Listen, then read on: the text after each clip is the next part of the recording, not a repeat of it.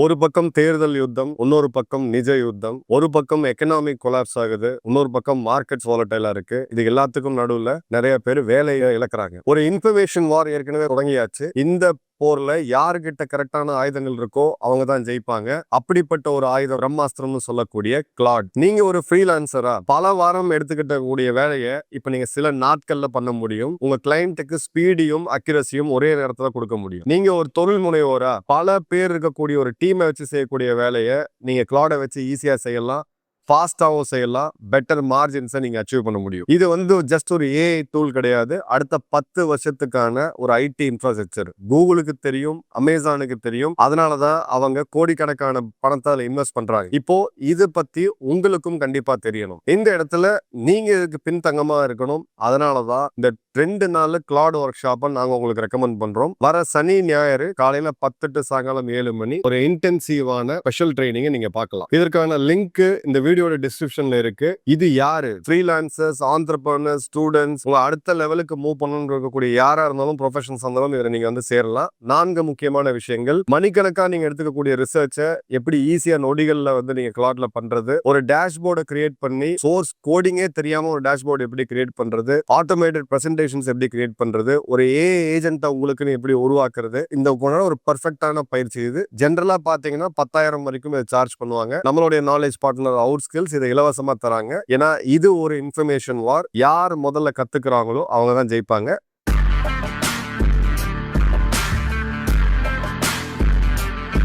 வணக்கம், ஜெய்ஹிந்த். ஜூன் 8ஆம் தேதி நடுராத்திரி ஒரு மிக முக்கியமான சம்பவம் நடக்குது.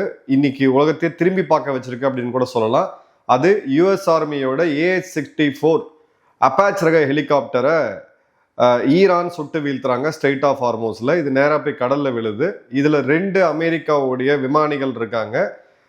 இந்த இடத்துல ஒரு பைலட் கூடவே அந்த கன்னை இயக்கிறதுக்கான மிஷின் கன்னை இயக்கிறதுக்கான ஒரு கன்னர் 2 பேரும் இருக்காங்க. இந்த 2 பேர் கடல்ல விழுறாங்க. விழுந்த பிறகு இவங்களுக்கு தேடுதல் வேட்டை நடக்குது. ஸோ இவங்களை தேடுறதுல என்ன பெரிய திருப்புமுனை அப்படின்னு பார்த்தீங்கன்னா, இந்த இடத்துல பயன்படுத்தப்பட்ட ஒரு புது எக்யூப்மெண்ட். இதுவரை மனித வரலாற்றிலேயே இந்த எக்யூப்மெண்ட் அப்படின்றது பயன்படுத்தப்படல. அது என்ன அப்படின்றத பார்க்கலாம். இப்போ இந்த இடத்துல அப்பாச்சோடைய ஆன்கோயிங் ஆப்ரேஷன், அதாவது நேவல் பிளாக்கேட்ல அந்த ஈரானோடைய சி ட்ரோன்ஸ் மற்றும் அவங்களுடைய சி போட்ஸை சுட்டு வீழ்த்துறதுக்கு கப்பல்ல இருந்து, விமானம் தாங்கிய போர்க்கப்பல்ல இருந்து கிளம்பி இந்த ஹெலிகாப்டர் போய் ஆப்ரேட் பண்ணும் அந்த கடற்கரை ஓரம். அந்த இடத்துல தான் இதை சுட்டு வீழ்த்திருக்காங்க ஒரு சர்ஃபேஸ் டு ஏர் மிசைலை பயன்படுத்தி.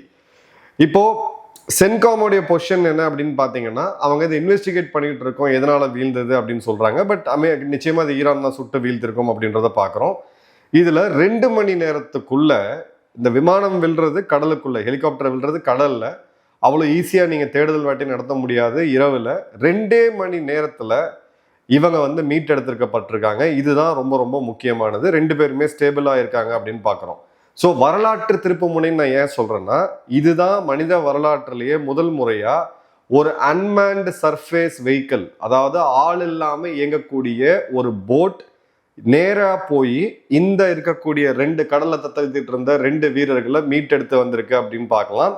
ஸோ இதுதான் ஃபர்ஸ்ட் டைம் USV அப்படின்னு சொல்லக்கூடிய unmanned surface vessel, C drone அப்படின்னு நம்ம சொல்லலாம், ஆள் இல்லாமல் இயங்கக்கூடிய ஒரு சிறு கப்பல்.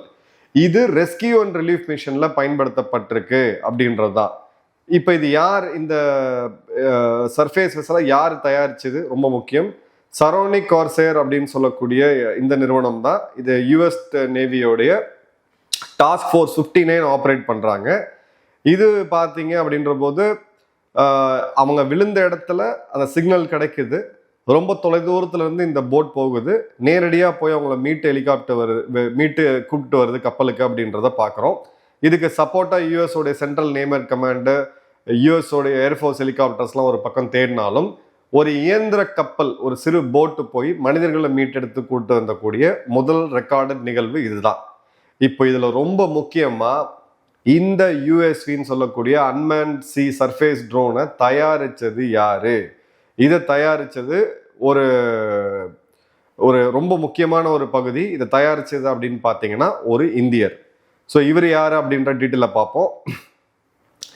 ஒரு சிலிகான் வேலி சாஃப்ட்வேர் நிறுவனத்தில் பணிபுரியக்கூடியவர் அமெரிக்காவுடைய டிஃபென்ஸ் ஆர்வர்டில் ஒரு மிகப்பெரிய புரட்சி நடத்திருக்காரு அப்படின்னு பார்க்கலாம். சரோனிக் டெக்னாலஜிஸ் அப்படின்ற நிறுவனத்தோடைய துணை நிறுவனர் மற்றும் சீஃப் டெக்னிக்கல் ஆஃபீஸர் இவரோட தான் மூளை. ஆஸ்டின் டெக்சாஸ்ல இருக்கக்கூடிய ஒரு டிஃபென்ஸ் ஸ்டார்ட் அப் தான் கார்சேர் ட்ரோன் போட் அப்படின்ற இதை தயாரிச்சாங்க. University of California 2018 electrical engineering முடித்தவர். அதன் பிறகு கம்ப்யூட்டர் சயின்ஸ் மற்றும் கெமிக்கலும் சேர்ந்து கூட படிக்கிறாங்க. ஆண்ட்ரூரியல் இண்டஸ்ட்ரீஸ் அப்படின்னு சொல்லக்கூடிய ஒரு நிறுவனத்தில் இன்ஜினியராக பணிபுரிகிறாரு. அதன் பிறகு அங்கிருந்து ராயல் ஆஸ்திரேலியன் நேவியோட Ghost Shark Excel autonomous underwater submarine programme அப்படின்னு சொல்லக்கூடிய அந்த ப்ராஜெக்ட்ல இருக்காப்புல. அதே மாதிரி பார்த்தீங்க அப்படின்னா ட்விட்டர் போன்ற நிறுவனங்கள்ல சாஃப்ட்வேர் இன்ஜினியரிங்கும், ஜூசிரோ ஒரு ஹார்ட்வேர் ஸ்டார்ட் அப், 8VC அப்படின்னு சொல்லக்கூடிய ஒரு வெஞ்சர் கேபிட்டலிஸ்ட் ஃபார்ம்.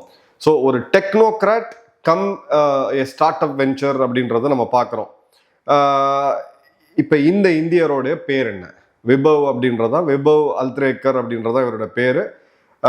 இந்தியர் அமெரிக்காவுடைய நினச்சி பார்க்க முடியாத ரெஸ்கியூ அண்ட் ரிலீஃப் மிஷனை ஒரு அன்மேன்டு ட்ரோன் போட்டை பயன்படுத்தி ஒரு உலகத்தையே இன்னைக்கு திரும்பி பார்க்க வச்சவர் அப்படின்றத. இன்னைக்கு அமெரிக்கராக மாறிட்டார், அது வேற விஷயம்.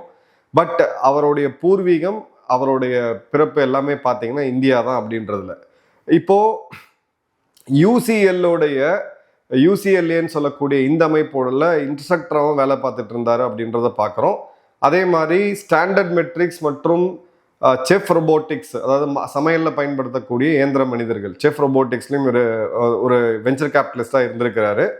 அது மாதிரி பார்த்தீங்க அப்படின்னா இந்த ஸ்பெஷல் ப்ரோக்ராம் மற்றும் சாஃப்ட்வேர் சரோனிக் நிறுவனத்தோடைய ஸ்பெஷல் ப்ரோக்ராம் மற்றும் சாஃப்ட்வேருக்கு சீஃப் டெக்னிக்கல் ஆஃபீஸராக இருந்து லீட் பண்ணியிருக்கிறாரு அப்படின்றத பார்க்குறோம். இவரை அவங்க நிறுவனத்தில் பெர்செப்ஷன் இன்ஜினியர் அப்படின்னு சொல்கிறாங்க. இது என்னன்னா அந்த ஏஐக்கு தேவைப்படக்கூடிய ஐஸ் அண்ட் சென்சர்ஸை உருவாக்கக்கூடியது, கண்களை இயந்திரங்களுக்கு உருவாக்கக்கூடிய ஒரு மிக முக்கியமான ரோல்ல இருக்காரு. இப்போ அந்த சர்கோனிக் கார்சேர் அப்படின்னு சொல்லக்கூடிய இந்த ட்ரோன் போட்டை பற்றி நம்ம பார்ப்போம். 24 அடி லென்த்து, கிட்டத்தட்ட 7.5 மீட்டர், ஒரு ஸ்பீட் போட் ப்ரொஃபைல், வேகமாக தண்ணீரை கிழிச்சிட்டு போகக்கூடிய ஒரு தன்மை இருக்குது. 35 நாட் இதோட speed, 1000 nautical mile without crew. கிட்டத்தட்ட நீங்கள் கல்ஃப் ஆஃப் ஒமான்ல ஆரம்பித்து இந்தியா வரைக்கும் யாருமே தடுக்காம, யார் தேவையும் இல்லாமல் அது உள்ளே வர முடியும் அப்படின்றத பார்க்குறோம். இதில் உள்ள ஒரு டீசல் பவர்டு இன்ஜினை பொருத்திருக்காங்க. 456 kg எடை எடுத்துகிட்டு போகக்கூடியது. ஸோ இதில் சென்சர்ஸும் வைக்கலாம், வெப்பன்ஸும் வைக்கலாம், ரெஸ்கியூ எக்யூப்மெண்ட்டும் வைக்கலாம், இல்லை காலியாக அனுப்பிச்சு மனுஷங்களையும் மீட்டு கொண்டு வரலாம் அப்படின்றத பார்க்குறோம். 36 டிகிரி பாசிவ் மல்டிபெக்ஸ் ஸ்பெக்ட்ரம் சென்சிங் அப்படின்றது இருக்கு. ஸோ பகல் இரவு 2 நேரத்துலையும் பயன்படுத்த முடியும். அக்டோபர் 2024 இதை இன்ட்ரடியூஸ் பண்றாங்க. பட் ஜூன் 2026 யுத்த களத்தில் லைவா இது டெஸ்ட் ஆகுது அப்படின்றத பார்க்குறோம். இது வரைக்கும் 1 லட்சத்துக்கும் அதிகமான நாட்டிக்கல் மைல்ஸ் அவங்க டெஸ்ட் பண்ணியிருக்கிறாங்க. மல்டிபிள் யூஎஸ் க்ளோஸ் லைன்ஸ்ல இது கிட்டத்தட்ட தொடர்ந்து பல நாட்கள் டெஸ்ட் பண்ணப்பட்டிருக்கு. இது டாஸ்க் ஃபோர்ஸ் 59 முதல் முறையாக டிப்ளாய் பண்ணியிருக்காங்க. உலகத்தோட கண்ணுக்கு தெரியுது. இது எத்தனை அமெரிக்க ராணுவம் கடற்படை வச்சிருக்காங்க அப்படின்றது தெரியாது. பட் யுஎஸ் நேவி கிட்டத்தட்ட 4000 கோடி இந்திய ரூபாய் மதிப்புள்ள ஒரு ஓடிஏ அப்படின்னு சொல்லக்கூடிய அதர் டிரான்சாக்ஷன் அத்தாரிட்டி மூலியமா இவங்க டிசம்பர் 2024 கான்ட்ராக்ட் சைன் பண்ணியிருக்காங்க அப்படின்றத பார்க்குறோம். ஸோ இந்த இடத்துல ரொம்ப முக்கியமாக கவனிக்க வேண்டியது, அத்தனை மைல் தொலைவில் இருந்து இந்த கீழே விழுந்த ஹெலிகாப்டர்ல விபத்துல கீழே விழுந்த இந்த 2 வீரர்கள் எங்க இருக்கிறாங்க அப்படின்னு பார்த்தீங்கன்னா, கிளியர் கட்டா அந்த சென்சர்ஸ் அந்த அளவுக்கு எஃபெக்டிவா இருக்கு. அவங்க நீர்ல முழுகாம அந்த லைஃப் ஜாக்கெட் போட்டிருப்பாங்க, அவங்கள போய் ரீச் ஆகிற வரைக்கும் கிளியர் கட்டா பார்க்க முடியுது. அதே மாதிரி அவங்க போட்ல ஏறின பிறகு அந்த கான்ஃபிளிக் ஜோன்ல இருந்து வேகமா அவங்கள வெளியில கொண்டு வந்து அதன் மூலியமா ஹெலிகாப்டர் ரெஸ்கியூக்கும் இது பயன்படுத்தப்படுது அப்படின்னு தெரியுது.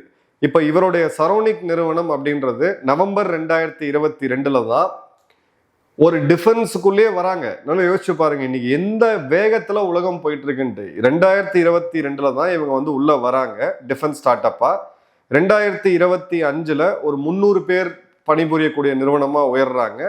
அதன் பிறகு பாத்தீங்க அப்படின்னா ஒரு ப்ராடக்ட் லைனை கொண்டு வராங்க. ஸ்பை கிளாஸ், 6 அடிக்கு தேவையான ஸ்பை கிளாஸ், அப்புறம் 14 அடிக்கு கல் கிளாஸ், கார்சேர்ன்னு சொல்லக்கூடிய 24 அடி இந்த சி ட்ரோன், மிராஜ் சைஃபர், அப்புறம் 150 அடி கடல்ல நீளமா இருக்கக்கூடிய மருதேர் MUSV medium unmanned surface vehicle. இது ஒரு மினி கப்பல்னே நம்ம சொல்லலாம். ஒரு 150 அடி பெருசுள்ள மனிதர்களே இல்லாமல் இயங்கக்கூடியது. ஸோ 6 அடி சி ட்ரோன் 14, 24 இருந்து இப்போ 150 அடி வரைக்கும் இவங்க பண்ணியிருக்காங்க. கிட்டத்தட்ட 3 பில்லியன் ஃபண்டிங் இவங்க ரைஸ் பண்ணியிருக்காங்க. CNBCயோடைய டாப் 50 டிஸ்ட்ரப்டர் லிஸ்ட்ல இவங்க வந்து இடம் பிடிச்சிருக்காங்க அப்படின்றத பார்க்குறோம். இந்த நிறுவனத்தோடைய இப்போதைய மதிப்பு அப்படின்னு பார்த்தீங்கன்னா கிட்டத்தட்ட $4 பில்லியன், அதாவது 4000 கோடி மதிப்புள்ள ஒரு இதை நம்ம பார்க்குறோம். இவங்க லூசியானா மாவட்டத்தில் ஒரு 100 ஏக்கர் நிலத்தை போர்ட் ஆல்ஃபான்ற பேரில் இது பண்ணியிருக்காங்க. 27க்குள்ள 20+ வெசல்ஸை இவங்க கொண்டு வரணும்னு பார்க்குறாங்க. ஸோ டாஸ்க் ஃபோர்ஸ் வந்து ஏ இன்டகிரேஷன், மேரிடைம் ஆப்ரேஷன்ஸில் இன்டகிரேஷன் பண்ணக்கூடிய ஒரு மிக முக்கியமான ஃபோர்ஸு. ஸோ அமெரிக்காவுடைய லேட்டஸ்ட் ஃபோர்ஸுக்கு இந்த லேட்டஸ்ட் ஆயுதங்கள் அப்படின்றது கிடச்சிருக்கு அப்படின்றத பார்க்குறோம்.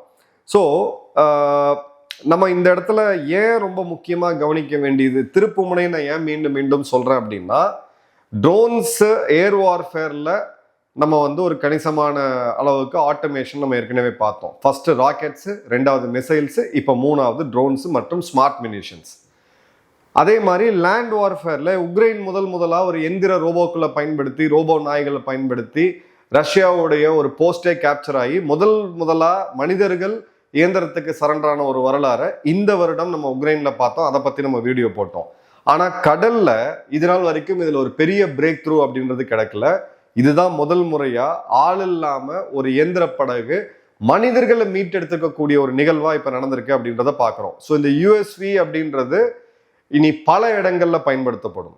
இப்ப சடனா ஒரு ஒரு குளத்திலேயோ இல்லை ஒகேனகல் போன்ற இடத்துலையோ ஒரு போட்டு போய் மீட் எடுத்துட்டு வரணும் அப்படின்ற போது இதை உடனடியாக அனுப்பிச்சு நம்மளுடைய இந்த லைஃப் ஜாக்கெட்ல சென்சர்ஸை வச்சு எங்கேருந்து அலார்ம் கிடைக்குதுன்னு சொல்லி பண்ண முடியும். ஸோ பீஸ் டைம் டியூட்டிஸும் பண்ண முடியும். அதே மாதிரி நல்லா கவனிங்க, 1000 நாட்டிக்கல் மைல் தூரத்தை இது டீசல் இன்ஜின்ல அது கிடைக்கக்கூடிய ஃபியூலை வச்சுட்டு கிட்டத்தட்ட 365 கிலோ வந்து எடுத்துட்டு இதை உள்ள வர முடியும். அப்படின்னா இதை வந்து நீங்க சூசைட் ட்ரோனாவும் பயன்படுத்த முடியும். எதிரி நாடுகளுக்குள்ள, அதாவது இப்போ ஒரு நாட்டுக்கிட்ட வலிமையான கடற்படை இருக்கு, சைனா 400க்கும் அதிகமான கப்பல்கள், இந்தியா 120 பெரிய போர் கப்பல்கள், அமெரிக்கா கிட்டத்தட்ட 350 போர் கப்பல்கள். ஆனா கடற்படையே இல்லாத வெறும் கடல்ல ஒரு ஆக்சஸ் இருக்க நாடு கூட இந்த மாதிரி ட்ரோன்ஸை வாங்கி பயன்படுத்த முடியும். ஸோ அட்டானமஸ் வார்ஃபேர் இப்ப கடல்லையும் வந்துருச்சு. மிகப்பெரிய ஒரு மாற்றத்தை நம்ம பார்க்க போறோம் அப்படின்றத பார்க்குறோம். அதே மாதிரி அமெரிக்காவுடைய ஃபேண்டம் ஃபிளீட் கான்செப்ட். ஃபேண்டம் ஃபிளீட்னா என்ன அப்படின்னு பார்த்தீங்கன்னா, இப்போ மிகப்பெரிய கடற்படை பலம் உலகத்துல யார்கிட்ட இருக்குன்னு பார்த்தீங்கன்னா அமெரிக்கா. ஆனா எல்லாமே அந்த கப்பல்கள்ல வீரர்கள் தேவை. ஆனா வீரர்கள் இல்லாத இதையும் வந்து ஒரே நேரத்துல அவங்க வந்து இன்டகிரேட் பண்ணும் பொழுது அவங்களுடைய கப்பல், இன்னைக்கு போர் கப்பலோ இதோ ஒன்று கல்ஃப் ஆஃப் ஒமான்ல இருந்து ஆல்மோஸ்ட் மலாக்கா ஸ்ட்ரெயிட் வரைக்கும் அவங்களால இந்த மாதிரியான ஆட்டோனோமஸ் சீ ட்ரோன்ஸை வச்சு ரீச் பண்ண முடியும் அப்படின்றத பார்க்குறோம். அதே மாதிரி இந்தியாவுடைய டயஸ்பரா, இந்தியர்கள் மேல பண்ண வெறுப்பு, வன்மம், ட்ரம்ப் ஆட்சிக்கு பிறகு இந்த மாகாவுடைய சப்போர்ட்டர்ஸ் சொல்லி இந்த ஜோக்கர்ஸ் என்னென்னமோ பண்ணிட்டு இருந்தாங்க. ஆனா இன்னைக்கு இந்தியாவை சேர்ந்த வைபவ் அல்தேக்கர் தான் இந்த டெக்னாலஜியை முழுசா உருவாக்கி இருக்காரு. இவர் ஜஸ்ட் இன்வெஸ்ட்மெண்ட் மட்டும் பண்ணல, கம்பெனியோடைய chief technological officer, CTO. So அந்த வகையில பாத்தீங்க அப்படின்னா ஒரு இந்தியாவுடைய அந்த STEM excellence, science, technology, engineering, மேத்தமேட்டிக்ஸ்ன்னு சொல்லக்கூடியது இன்னைக்கு அமெரிக்காவுக்கு எந்த அளவுக்கு பயன்படுத்தப்படுது, குறிப்பா அவங்களோட டிஃபென்ஸ் டெக்னாலஜில அப்படின்றத பாக்குறோம். இப்போ நம்ம கிட்ட நம்ம கேட்க வேண்டிய கேள்வி என்ன, வைபவ் அவர்கள் 2022 தான் இந்த நிறுவனத்தை ஆரம்பிக்கிறார். அவருக்கு வந்து கடற்படை பின்புலமோ இல்லை ஒரு நேவல் ஆஃபீஸரோ கிடையாது, இல்லை ஒரு நேவல் இன்ஜினியரிங்கோ நேவல் ஆர்கிடெக்சரோ படித்த ஒரு குவாலிஃபைட் பர்சன் கிடையாது. அவர் சாஃப்ட்வேர் மற்றும் எலக்ட்ரானிக்ஸ்ல இருந்து இந்த இடத்துல 4 வருடத்துக்குள்ள வேர்ல்டே திரும்பி பார்க்கக்கூடிய அளவுக்கு ஒரு சூப்பர் டெக்னாலஜியை கொடுத்தது மட்டும் இல்லாமல் ஒரு 4000 கோடி மதிப்புள்ள ஒரு நிறுவனத்துக்கும் கட்டி அமைச்சிருக்கார். அப்படின்ற போது ஃபண்டமெண்டலா நம்ம நாட்டில் இந்த மாதிரியான டேலண்ட்ஸை ரீட்டைன் பண்றதுக்கு தவறுறோம் அப்படின்றத நம்ம ப்ரூட்டலா அறிவிச்சே ஆக வேண்டியது இருக்கு. இது அக்ரி பண்ணி ஆகணும், தவறு எதுவுமே கிடையாது. ஏன்னா மூளை நம்ம கிட்ட இருக்கு, திறமை நம்ம கிட்ட இருக்கு, உழைப்பு இருக்கு, சாமர்த்தியம் இருக்கு, எல்லாமே இருக்கு. ஆனா அதுக்கான வாய்ப்பை நம்ம உருவாக்கி கொடுக்குறோமா நம்ம நாட்டுல? பெரிய கொஸ்டின். நான் திரும்ப திரும்ப பல மேடைகள்ல சொல்றது ஒண்ணுதான், இனோவேஷன், புது ஆராய்ச்சி கண்டுபிடிப்புன்றதை நீங்க சென்ட்ரலைஸ் பண்ணவே கூடாது.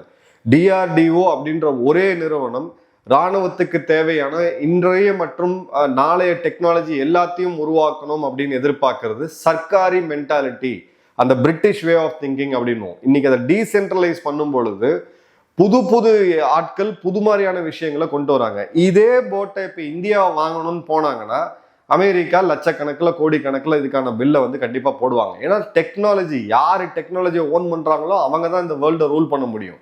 இப்ப இந்த போட்டுக்கு இன்னைக்கு இருக்கக்கூடிய நிலைமையில பாத்தீங்க, சைனா கிட்ட ஆன்சர் கிடையாது, இந்தியா கிட்ட ஆன்சர் கிடையாது. நம்ம சில ஆராய்ச்சிகள் பண்ணிட்டு இருக்கோம், நாமளும் பின்னெடுத்து கிடையாது. நான் என்ன சொல்றேன்னா, அதற்கான சூழல் உருவாகணும்.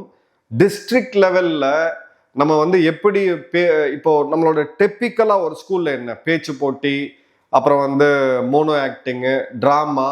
பேச்சு தேவை, டிராமா தேவை, ஆனா இனோவேஷனை யார் கொண்டு வருவா?